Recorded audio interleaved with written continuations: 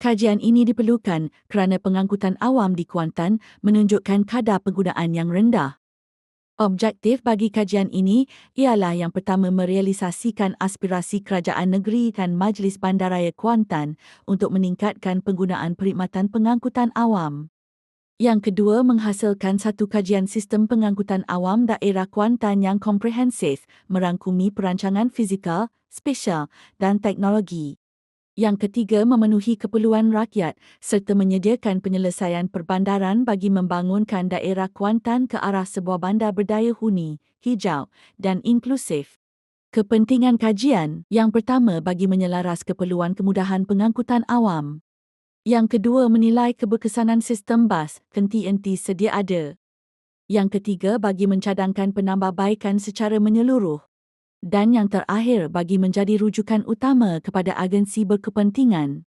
Kawasan ini merangkumi 296,000 hektar, iaitu 8% daripada keseluruhan negeri Pahang. Populasi penduduk dijangka akan meningkat sebanyak 265,000 penduduk pada tahun 2035. Pusat pertempatan utama termasuk Bandar Kuantan dan Bandar Gambang. Perkhidmatan bas awam disediakan dengan 28 unit bas melalui 22 laluan utama.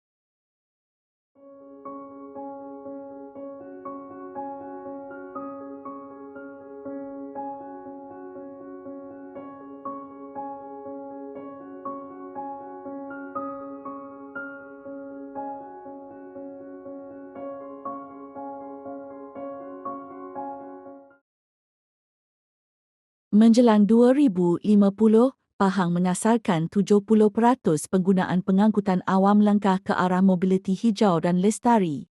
Namun di Kuantan hari ini, realitinya masih jauh berbeza. Sebanyak 95% perjalanan dilakukan menggunakan kenderaan persendirian, manakala pengangkutan awam hanya menyumbang sekitar 5% sahaja. Keadaan semasa pengangkutan awam di Kuantan yang pertama, liputan laluan bas yang tidak menyeluruh. Yang kedua, kemudahan infrastruktur kurang selesa dan tidak efisien. Yang ketiga, kurangnya integrasi antara mod pengangkutan awam.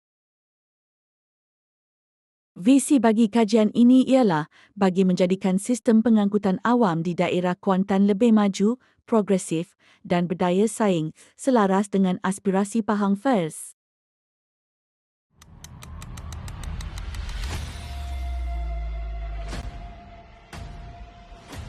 Strategi 1.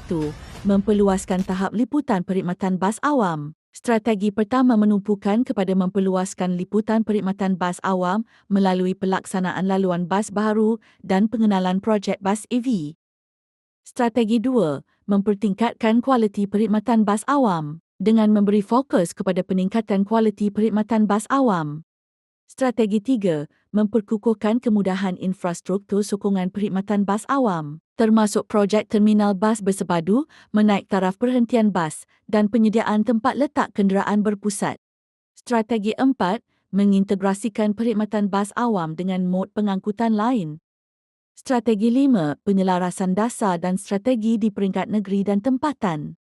Kini masa untuk perubahan. Transformasi pengangkutan awam Kuantan perlu digerakkan secara menyeluruh.